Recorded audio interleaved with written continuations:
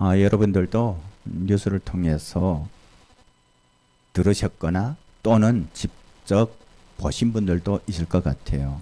요새 넷플릭스에서 굉장히 이렇게 화제가 되는 우리나라 드라마가 있죠. 오징어 게임이라고. 저는 넷플릭스에 가입하지 않아서 보지는 못했지만 지금 넷플릭스가 서비스되는 나라가 세계적으로 83개 나라라고 합니다. 그 83개 나라에서 다 1등을 기록했어요. 엄청난. 왜 이렇게 오징어 게임이라는 이 드라마를 이렇게 세상 사람들이 다 좋아할까? 세계 모든 사람들이 이렇게 열광할까? 물론 우리나라에 발전된 어떤 문화적인 요소도 있겠지만 이것이 현대 사회를 너무나도 잘 보여주는 드라마이기 때문에 사람들이 그런 공감대를 가지고 모아서 그런 것이 아닐까, 그런 생각을 해봅니다. 여러분, 지금 현대 사회는 어떤 사회입니까? 치열한 양육강식의 경쟁 사회입니다. 내가 다른 사람을 밟고 일어나야 내가 살아날 수 있다고 생각하는 사회입니다. 근데 오징어 게임에서 저는 줄거리는 봤어요. 그것을 너무나도 적나라하게 잘 보여줘서 사람들이 그토록 열광하는 게 아닐까, 그렇게 생각합니다. 지금 우리가 살고 있는 세상이 그렇다는 것이죠. 정말 우리가 세상의 어떤 시스템이나 그런 흐름을 따라가지 못하면 무참히 짓밟히고 낙오될 수 있는 그런 사회에서 살아가고 있습니다. 그것 때문에 많은 사람들이 낙심하고 좌절하고 심지어 그런 경쟁에서 이기지 못하고 목숨을 끊는 사람도 있습니다. 그러면 우리 그리스도인들은 어떻게 살아야 할까요? 이런 세상의 시스템 가운데 우리가 몸을 두고 있다고 해서 세상 사람들처럼 그렇게 살아야 할까요? 그러면 우리가 이길 수 있을까요? 그럴 수 없다고 생각합니다. 우리에게는 하나님께서 주신 약속이 있습니다. 소망이 있습니다. 그리스도께서 우리에게 허락하신 자유가 있습니다. 여러분, 그리스도인의 자유라는 것은 세상의 그 시스템이나 흐름을 이기는 것입니다. 거기에 얽매이지 않는 것입니다. 우리에게는 영원한 소망이 있기 때문에 세상 사람들이 이 땅이 다라고 생각하고 땅의 것을 목표로 하고 그렇게 죽을 둥 살 둥 모르고 살아갈지라도 우리는 영원한 하나님 나라를 소망하며 살아간다면 지금 세상의 시스템이 그렇게 되어 있을지라도 우리는 그것에 얽매이지 않고 소망 가운데 살아갈 수 있다는 것입니다. 이 초대교회 시대에 영지주의라고 하는 종교 철학적인 사상 체계가 있었습니다. 이 영지주의는 영혼과 물질을 구분하는 이원론에 기초하고 있죠. 영혼과 물질을 철저하게 구분합니다. 이들은 물질은 악하고 영혼은 선하다고 주장합니다. 이 영지주의가 기독교 교리와 혼합하여 영지주의적인 이단을 만들었습니다. 이 영지주의적인 이단은 예수님께서 인간의 몸을 가지고 이 땅에 오신 것을 부인하고 있습니다. 이러한 영지주의는 우리 초대 기독교에 굉장히 큰 해악을 끼쳤죠. 그래서 사도들과 기독교 교부들은 기독교의 진리를 지키기 위해서 오랫동안 이 영지주의와 싸워야 했습니다. 이 사도행전 8장에 보면 빌립 집사가 사마리아에 내려가서 복음을 전할 때 그 만났던 한 사람이 있습니다. 마술사 시몬이란 사람입니다. 바로 그 마술사 시몬이 기독교 영지주의 이단의 시작으로 보는 주장도 있습니다. 이 영지주의의 영향으로 파생된 두 종류의 이단이 이 초대교회 때부터 있었는데, 하나는 뭐냐면요, 극단적인 군욕주의입니다. 그리고 다른 하나는 자유방임주의입니다. 이런 이단들이 초대교회 때부터 지금까지 이어져 오고 있습니다. 이 극단적인 군욕주의는 인간의 육체는 영혼의 감옥이라고 주장합니다. 그래서 이 영혼의 감옥에서 이 영혼을 분리하기 위해서, 이 악한 육체에서 영혼을 분리하기 위해서는 이 육체를 혹사해야 한다고 말해요. 그래서 과도한 금식을 하고, 그리고 또 제가 본 영화 중에는 그런 것이 있었어요. 채찍으로 자기의 몸을 계속 치는 거예요. 그래서 몸을 피투성이 만드는 거예요. 왜 그러냐면 육체가 악하기 때문에, 그리고 이 육체는 영혼의 감옥이기 때문에 우리의 영혼을 그 감옥에서 해방시키기 위해서는 육체를 혹사해야 한다는 것이죠. 그리고 자유방임주의는 우리의 영혼은 이미 구원을 받았고 악한 육체는 우리의 영혼에 아무런 영향을 줄 수 없기 때문에 우리 육체를 우리 마음대로 아무렇게나 굴려도 괜찮다고 주장하는 그런 이단입니다. 그것을 주장하면서 이들은 방탕하게 살았습니다. 오늘 본문을 통해서 우리는 고린도 교회에 이런 자유방임주의 이단의 영향이 들어온 것을 알 수가 있습니다. 두 가지 이단 중에 자유방임주의 이단의 영향이 고린도 교회에 들어왔다는 것이죠. 그 영향 때문에 이 고린도 교인들은 그리스도인들의 자유에 대해서 잘못 이해하고 있었습니다. 모르겠어요. 정말 잘못 이해해서 그런지 아니면 그것이 잘못된 것을 알면서도 아직도 그들이 버리지 못한 그런 육체적인 욕망 때문에, 세속적인 쾌락 때문에 그것을 받아들였는지 우리는 알 수 없습니다. 그리스도인들은 자유의 사람들입니다. 이 자유는 우리가 예수 그리스도를 믿음으로 인해서 주어진 자유입니다. 이 자유는 예수 그리스도의 생명을 지녔기 때문에 우리가 그 뜻에 순종할 때 더 이상 율법의 조항이나 사망이나 그 무엇도 우리를 얽어맬 수 없는 그런 자유입니다. 때문에 모든 것이 내게 가하다는 우리가 읽었던 12절 말씀처럼 우리에게는 이미 그 어떤 것이라도 행할 수 있는 자유가 주어졌다는 것입니다. 우리가 예수 그리스도 안에 거한다면 율법의 조항이 더 이상 우리를 구속할 수 없기 때문에 우리는 율법의 눈치를 보지 않고 그렇게 자유롭게 살 수 있는 것도 사실입니다. 우리가 예수 그리스도 안에 거하면 율법이 더 이상 우리를 컨트롤할 수 없다는 거예요. 하지만 그럴지라도 그리스도 안에서의 자유는 세상의 흐름에 따라 내 멋대로 아무렇게나 살아도 괜찮다고 그렇게 주장하는 의미가 아니라는 것이에요. 하나님의 뜻이 아닌 자기의 의지대로 세상의 욕심과 쾌락을 쫓아 사는 것을 자유라고 말할 수 없다는 것입니다. 그러한 삶은 오히려 스스로 자기 자신을 죄와 사망의 올무에 얽어매는 행위가 된다는 것이에요. 그리스도인의 자유는 세상의 모든 것을 취할 수 있는 그런 자유가 아닙니다. 그리스도인의 자유에는 분명한 기준이 있습니다. 그 자유의 기준은 무엇이라고 생각합니까? 바로 진리라는 것이에요. 요한복음 8장 31절, 32절 말씀을 함께 읽어보겠습니다. 시작. 그러므로 예수께서 자기를 믿는 유대인들에게 이르시되 너희가 내 말에 거하면 참으로 내 제자가 되고 진리를 알지니 진리가 너희를 자유롭게 하리라. 사람들은 자기가 하고 싶은 것을 마음대로 하는 것을 자유라고 말하지만 심지어 예수님을 따르는 유대인들도 그렇게 생각했지만 예수님께서 분명하게 말씀하십니다. 진리가 너희를 자유롭게 하리라. 우리가 진리 안에 거할 때 진정한 자유를 누릴 수 있다는 것입니다. 그 진리는 예수 그리스도를 믿는 믿음 안에서 얻는 것입니다. 여러분, 그 진리는 무엇입니까? 예수 그리스도께서 가르쳐 주신 하늘나라에 관한 것입니다.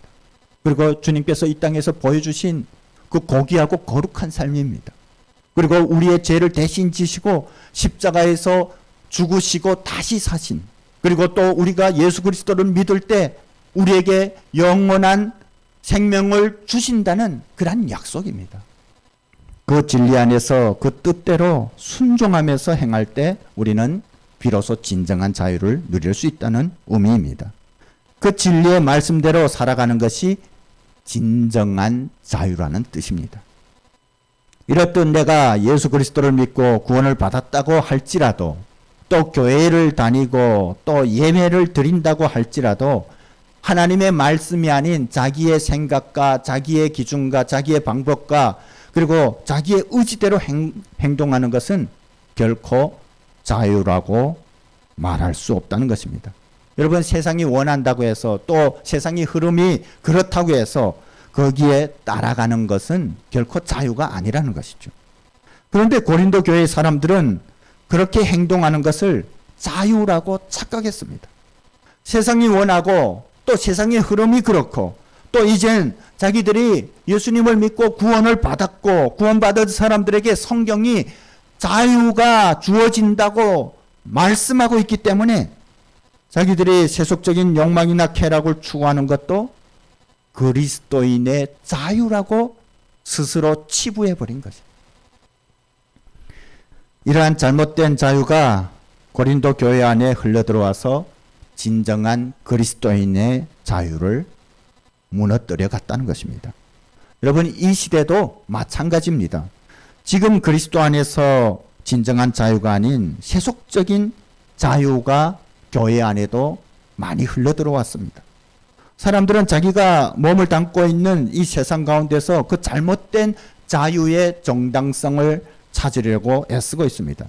그 잘못된 자유의 정당성을 부여하기 위해서 사람들은 세상의 흐름이나 유행 그리고 시대적인 인식의 전환을 주장합니다.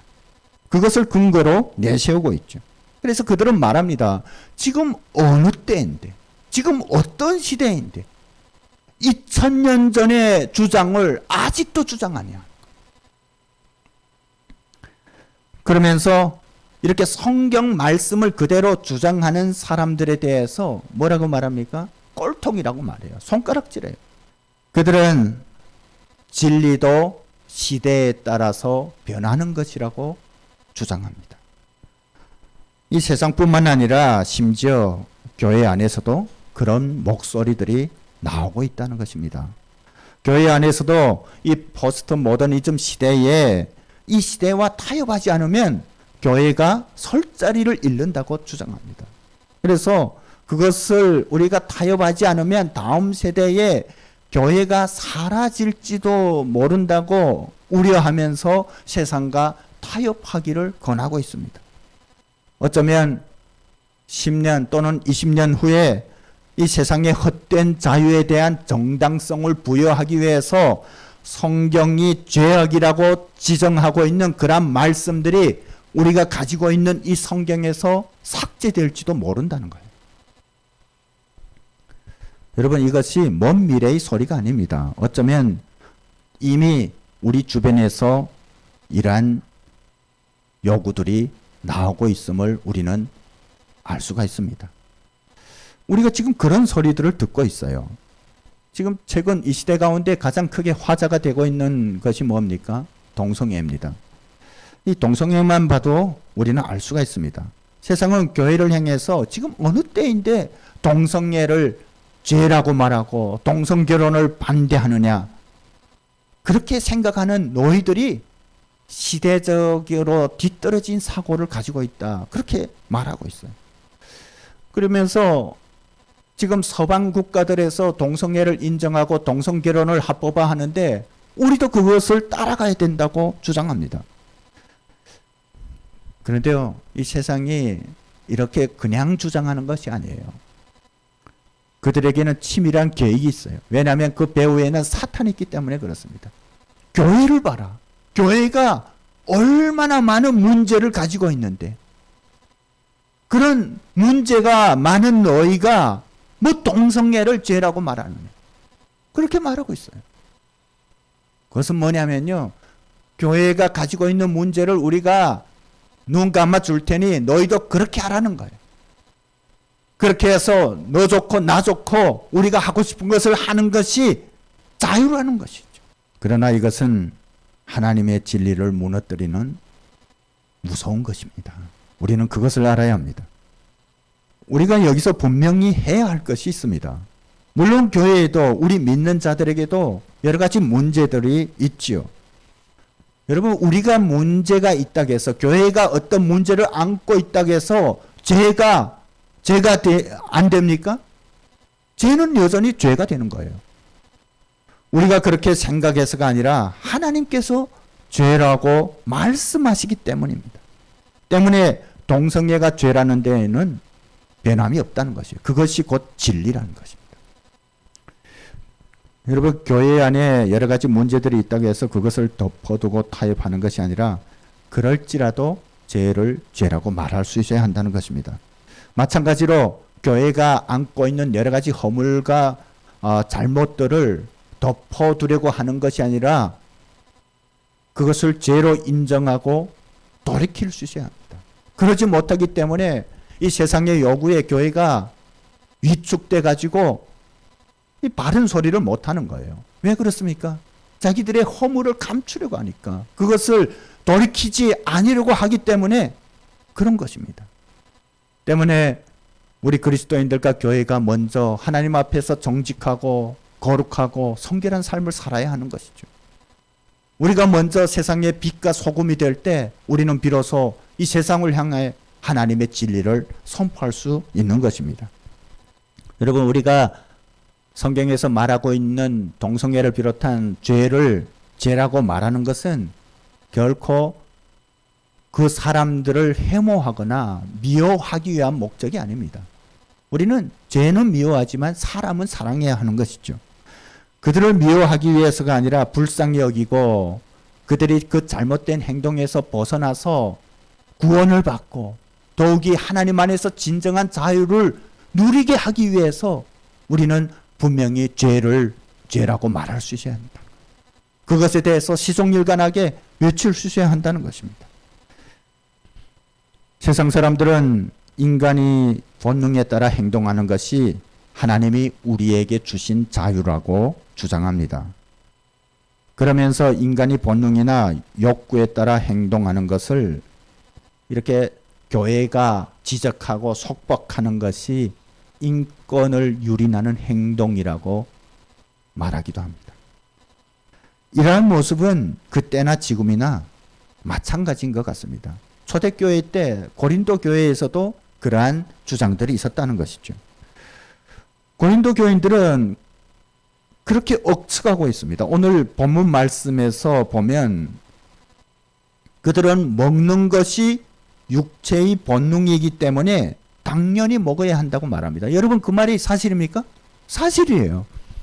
여러분, 음식을 먹는 것은 죄가 아닙니다. 그냥 하나님께서 우리에게 부여하신 권리예요. 물론 우리가 배고프면 음식을 먹는 것이 육체의 욕구가 맞습니다. 그러나 그러한 욕구는 죄가 아니라는 것이에요. 심지어 성경은 비록 그 음식이 우상에게 드려진 것이라 할지라도 우리에게 믿음이 있다면, 하나님 한 분만 계신다는 믿음이 있다면 그 우상에게 바쳐진 제물을 먹을지라도 괜찮다고 말씀하고 있어요. 그러나 이 고린도 교인들은 이러한 믿음 안에서의 자유를 자기들의 욕망을 이루는데 적용하려고 했다는 것입니다. 배고파 음식을 먹는 것도 우리 육체의 욕구이듯이 우리가 쾌락을 행하는 것도 똑같은 것이라고 주장합니다. 그러면서 자기들의 성적인 타락과 방종을 정당화시키려고 했습니다. 그러나 이러한 주장은 잘못된 것이죠. 왜냐하면 13절 말씀처럼 우리의 몸은 주님을 위해서 존재하기 때문입니다. 13절 말씀에 이런 말씀이 있습니다. 음식은 배를 위하여 있고 배는 음식을 위하여 있으나 하나님은 이것저것을 다 폐하시리라. 몸은 음란을 위하여 있지 않고 오직 주를 위하여 있으며 주는 몸을 위하여 계시느니라. 우리의 몸이 주를 위하여 있다는 것이에요. 여러분, 이 말씀처럼 먹는 것이든지 또 다른 육체적인 욕구든지 때가 되면 다 없어지게 된다는 거예요. 주님께서 다시 오실 때에는 그 모든 욕구가 다 사라지게 된다는 거예요. 하지만 우리의 몸은 어떻습니까? 영원한 하나님 나라에 거하게 된다는 것입니다. 물론 지금 우리가 입고 있는 육체는 일시적인 것이에요. 이 말씀에서 말하고 있는 몸은 전인적인 것을 말합니다. 그것은 뭐냐면요, 우리의 영혼과 주님의 영을 담고 있는, 함께하는 전인적인 육체를 말하는 거예요. 우리의 몸은 하나님의 성령이 함께하는 영적인 유기체라는 것입니다. 때문에 19절 말씀처럼 우리의 몸이 뭐라고 합니까? 성령님께서 거하시는 하나님의 전이라고 말씀하는 것입니다. 이것은 뭐냐면요, 이 땅에서 영적인 유기체인 우리의 몸을 성령의 전으로 거룩하게 사용하는 것이 이제 주님께서 다시 오실 때에 우리가 입게 될 그 신령한 몸을 보증한다는 것이에요. 때문에 우리를 위해서 주님께서는 십자가에서 돌아가셨다고 말씀하고 있습니다. 이제 우리의 몸은 우리의 것이 아닌 하나님의 것입니다. 우리가 우리의 육체를 거룩하게 사용해야 하는 이유가 바로 거기에 있습니다. 이것이 우리의 육체에게 허락된 자유라는 것이에요. 이것이 그리스도인의 자유라는 것입니다. 때문에 우리의 몸을 세상의 쾌락과 죄악에 굴리면 안 된다는 것이에요. 오늘 말씀처럼 육체가 창녀와 합하게 되면 창녀의 몸처럼 된다는 것은 그 창녀의 잘못된 죄악이 그 육체에 똑같이 임한다는 것을 말합니다. 그것은 그리스도의 지체이기를 포기하고 스스로 죄악의 길을 선택하여 멸망을 자초하는 행위라는 것입니다. 그러나 우리가 주님의 뜻 안에 있으면 17절 말씀처럼 주의 영이 우리 안에 거하게 된다는 것이죠. 성령님이 우리 안에 거하실 때 우리의 삶의 모든 영역에서 우리는 그리스도를 닮아가게 되어 있습니다.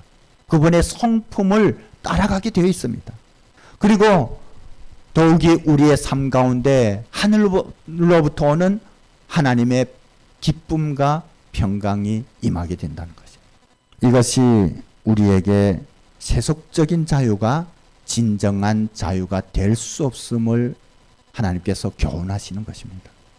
지금은 사람들의 눈에 잠깐 화려하고 아름답고 자유롭게 보이는 세상의 것들이 궁극적으로는 우리를 영원한 속박에 매이게 한다는 것이에요. 여러분, 우리가 그리스도인으로서 성경에서 말하고 있는 자유를 누릴 때 우리가 바른 믿음 안에 거하지 않으면 그 진리라는 제한된 울타리에 갇힌 것처럼 느낄 때가 있어요. 그래서 그 안이 제한돼 보이고 갑갑하게 느껴지고 부족하게 느껴질 때도 있다는 거예요.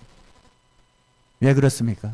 우리의 영이 하나님 안에 온전히 합하지 못했기 때문에 그렇습니다. 세상이 볼 때 그리스도인들은 이것도 못하고 저것도 못하고 이거 이렇게 하면 안 되고 저렇게 하면 안 되고 하는 게 왜 그렇게 사냐, 왜 그렇게 힘들게 사냐 하지만 여러분, 우리 믿는 자들이 그렇게 느낀다는 것은 우리의 영이 하나님의 영과 온전히 하나가 되지 않았기 때문에 그렇게 느낄 수 있다는 거예요. 그러나 우리의 영이 성령님과 하나님의 영과 하나가 된다면 세상이 그렇게 보이지만 우리 자신은 세상이 알 수 없는 기쁨과 평강을 누리게 되어 있다는 거죠. 그러한 삶이 너무나도 즐겁고 너무나도 행복하고 그냥 한 시간 한 시간이 흐르는 것이 막 아까울 정도로 우리 마음 가운데 그런 기쁨이 있다는 것이에요. 그리고 더 놀라운 것은 주님께서 다시 오실 때에 우리에게는 세상에서 얻을 수 없는 가장 가치 있고 거룩하고 무한하고 영원한 자유가 영원히 주어지게 된다는 것입니다. 여러분, 이것을 다르게 표현하면 우리가 선택하는 자유에는 책임이 따른다는 것을 의미합니다. 그것은 우리가 어떤 것이라 할지라도 행할 수 있지만 우리가 선택한 자유에 대해서 책임을 져야 한다는 것을 의미하죠. 하지만 그 결과는 결코 다 유익한 것이 아니라는 것입니다. 우리가 동성애를 반대하는 이유도 바로 거기에 있습니다. 지금은 그것이 자유로워 보이고 편해 보이고 좋아 보일지는 모르지만 그에 대한 결과는 사망으로 나타난다는 것이에요. 우리는 어떤 상황에서도 우리의 의지나 세상의 흐름대로 생각하고 행동하는 것이 아니라 하나님의 뜻 안에서 사고하고 행동할 수 있어야 합니다. 나의 생각과 행동이 하나님을 영화롭게 하고 다른 사람들과 주님의 몸된 교회를 세우는데 유익한 것인지 늘 우리는 그것을 따져볼 수 있어야 해요. 말씀에 비추어 볼 수가 있어야 합니다. 그래서 이 모든 것을 세상의 기준이 아닌 진리의 기준으로 판단할 수가 있어야 합니다. 그것이 이 혼란되고 어두운 세상에서 우리가 살아갈 수 있는 길입니다. 우리에게 주어진 자유는 결코 나를 위한 자유가 아닙니다. 그 자유는 하나님 나라를 위한 것이고 주님의 몸된 교회를 위한 것이고 또한 그리스도 안에서 서로를 위한 것이라고 성경은 우리에게 말씀하고 있습니다. 갈라디아서 5장 13절 말씀을 함께 읽어보겠습니다. 시작. 형제들아 너희가 자유를 위하여 부르심을 입었으나 그러나 그 자유로 육체의 기회를 삼지 말고 오직 사랑으로 서로 종노릇하라. 이 자유는 방종을 위한 것이 아닌 방종을 다스리는 자유입니다. 이 자유는 우리에게 하나님께서 허락하신 그 육체를 하나님의 영광을 위하여 사용하는 자유입니다. 이러한 자유가 세상이 알지 못하는 진정한 기쁨과 평강을 우리에게 준다는 것이죠. 우리 주위에는 이 자유라는 이름 아래 우리에게 주어진 진정한 하나님의 자유를 빼앗으려는 그런 시도들이 있습니다. 때문에 우리가 깨어 있어야 하는 것이죠. 이 영국의 수상이었던 처칠은 그런 말을 했습니다. 이 세상에서 가장 좋은 배합은 힘과 자비의 배합이라고 말하고 있습니다. 그리고 가장 나쁜 배합은 뭐냐면요. 악함과 다툼의 배합이라고 말합니다. 그런데 우리 그리스도인들은 이 나쁜 배합에 자유와 쾌락의 배합을 더할 수 있어야 합니다. 우리에게 주어진 자유를 제한하려는 시도들은 단지 우리를 둘러싼 환경이나 흐름과 같은 세속적인 것에만 있는 것이 아닙니다. 교회 안에도 이런 시도들이 있어요. 가깝게는 이 신앙이나 전통이라는 이런 이름 아래 인간이 만들어 놓은 많은 그런 원칙들이 있습니다. 교회 안에도. 그런 전통이라고 말해요. 그러나 그것은 신앙의 본질이 아닐 수 있다는 거죠. 그런 것이 그리스도 안에서 진정한 자유를 속박할 때도 있습니다.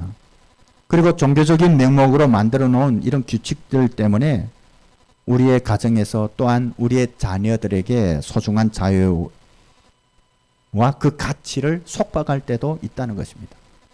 우리가 그리스도 안에서 사랑의 교제를 나누는 것, 또한 가족들과 또 하나님의 사랑으로 시간을 보내는 것, 그리고 또 하나님께서 허락하신 상황 가운데서 쉼을 누리는 것도 하나님께서 우리에게 허락하신 자유에 속합니다. 건강은 선한 양심에 버금가는 가치가 있다는 그런 말이 있어요. 이 건강이 중요하다는 것이죠. 왜 그렇습니까? 우리의 몸을 하나님의 영광을 위해서 온전히 사용하고자 할 때 우리가 건강을 잘 지키는 것도 우리에게 허락된 중요한 자유라는 것이죠. 자유의 가치라는 것이죠. 그래서 우리가 건강을 잘 챙겨야 합니다. 코로나에 걸리지 않게 조심도 하고 또 걸릴지라도 그것을 이겨낼 수 있는 이런 면역을 가질 수 있도록 우리의 건강을 잘 챙길 수 있어야죠. 하지만 우리의 육체적인 쾌락을 위해서 건강을 챙기는 것은 차라리 아파서 병상에 누워있는 것보다 못할 수 있다는 것이죠. 이와 같이 하나님께서 허락하신 그리스도 안에서의 자유가 우리 가운데 충만할 때 주님의 몸된 교회도 건강히 세워져 갈 수 있습니다. 오늘날 교회가 필요로 하는 것은 우리를 편하게 해주는 좋은 이런 전자제품, 우리 교회 또 얼마나 현대적인 그런 것들이 많습니까? 불과 50년, 60년 전에는 이런 것들이 없었어요. 그러면 또 너무나도 그리스도 안에서 사람들은 자유를 느꼈고 또한 은혜가 넘치는 예배를 드릴 수 있어요. 지금은 더우면 에어컨을 켜고 추우면 난방기를 켜고 또 이렇게 공기도 정화하면서 결코 이런 것이 우리를 자유롭게 하는 것은 아니라는 것이에요. 그리고 또한 계속해서 만들어지는 좋은 시스템이 우리를 자유롭게 하는 것은 더욱 아니라는 것입니다. 그리스도 안에서만 우리는 진정한 자유를 누릴 수가 있습니다. 그 자유의 사람들은 곧 성령의 사람들이고 기도의 사람들입니다. 또한 사랑의 사람들입니다. 자유의 사람들은 자기의 삶을 깨끗한 마음을 날마다 하나님께 드리는 사람이라고 말할 수가 있습니다. 우리 모두가 그러한 하나님 안에서의 진정한 자유를 누리면서 지금의 모든 어려움의 상황들을 기쁨으로 이길 수 있었으면 좋겠습니다.